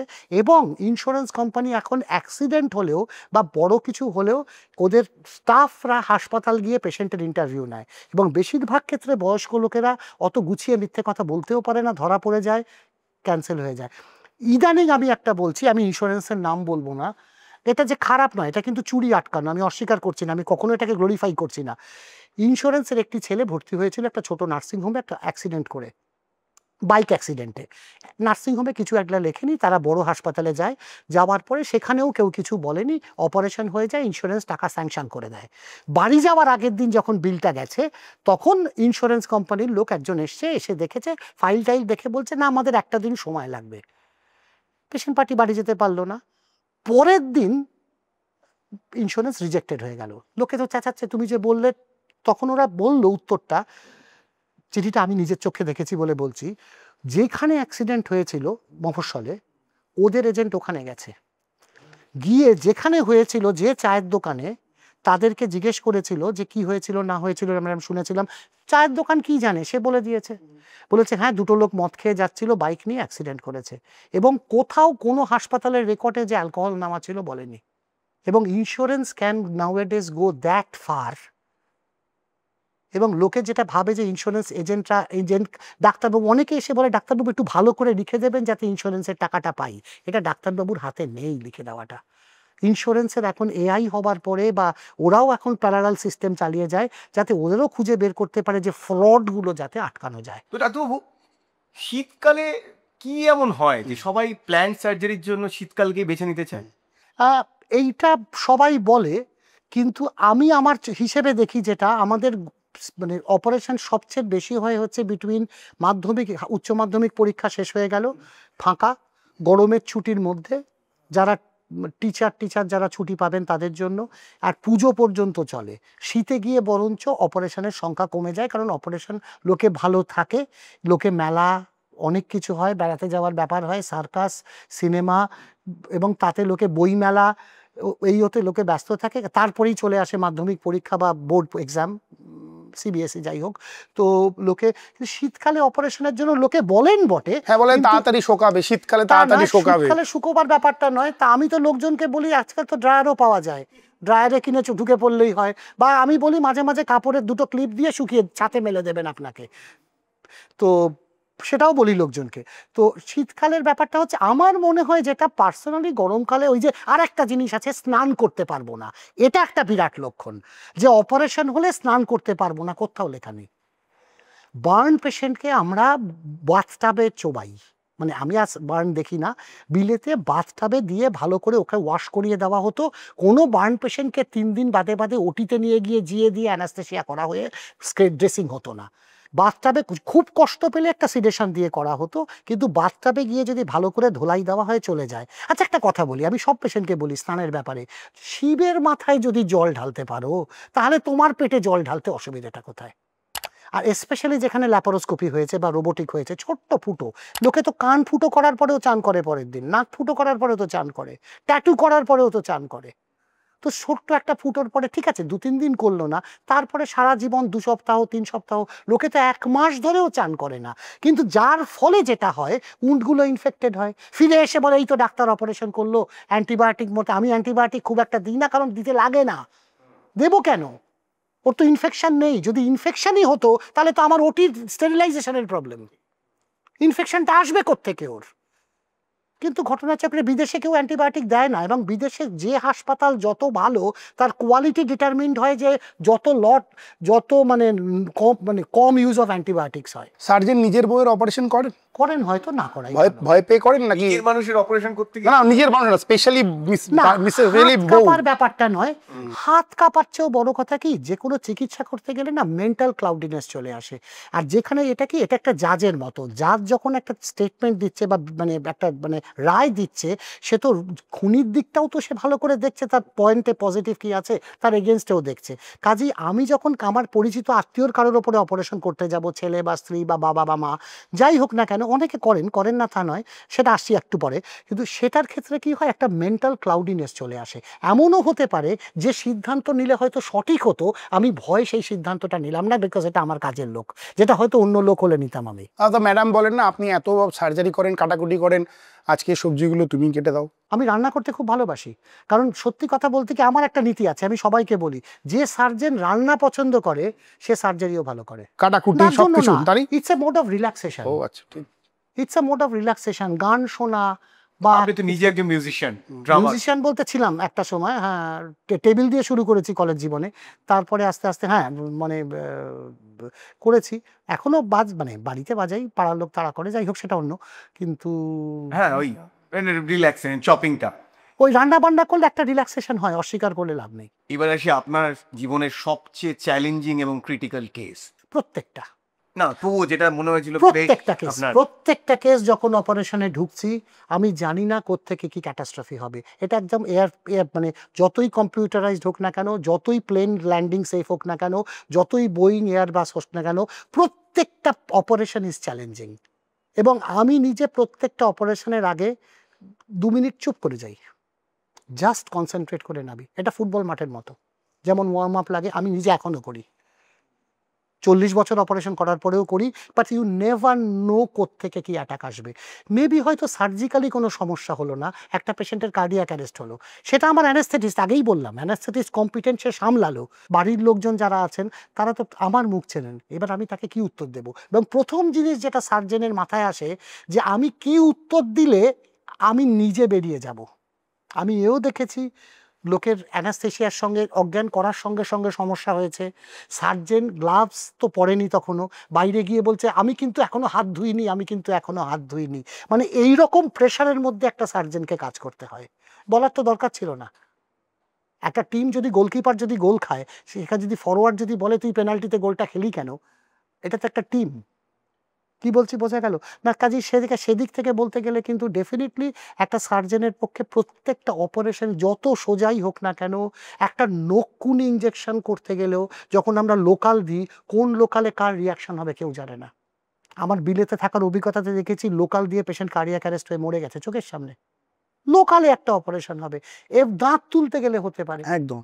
দাঁত তুলতে গেলে পর্যন্ত আমরা ধরে নিই এটা তো লোকালে হবে, এটা তো ডাক্তারবাবু ভয়ের কিছু নেই, তো এটা তো মাইনর অপারেশন। এবার আরেকটা মিথ, মাইনর বলে কোনো অপারেশন হয় না, এভরিথিং ইজ মেজর। সে তুমি এখান থেকে বাগডোগরাই যাও, বা এখান থেকে প্লেনে অন্ডালেই যাও, বা এখান থেকে প্লেনে আমেরিকায় সান ফ্রান্সিসকোই যাও, যত লম্বাই হোক না কেন, প্রত্যেকটা ফ্লাইট ইজ ইকুয়ালি মানে ইম্পর্টেন্ট, অ্যান্ড প্রত্যেকটা স্টেপ ইজ ইকুয়ালি ইম্পর্টেন্ট। সে কনসেন্ট থেকে শুরু করে তোমার টিম মেম্বার। আর আরেকটা জিনিস হচ্ছে, আবার আমার কথাটা উঠেছিল ওই যে ভুলে যাওয়ার, ওটি নার্সের ইম্পর্টেন্স কি। ওটি নার্সের ইম্পর্টেন্স হচ্ছে এই যে কথাটা উঠেছিল না, যে পেট কেটে অনেক সময় দেখবে ভেতরে গজ রেখে গেছে বা নিডল রেখে গেছে, এইটা হচ্ছে ওটি নার্সের কর্তব্য।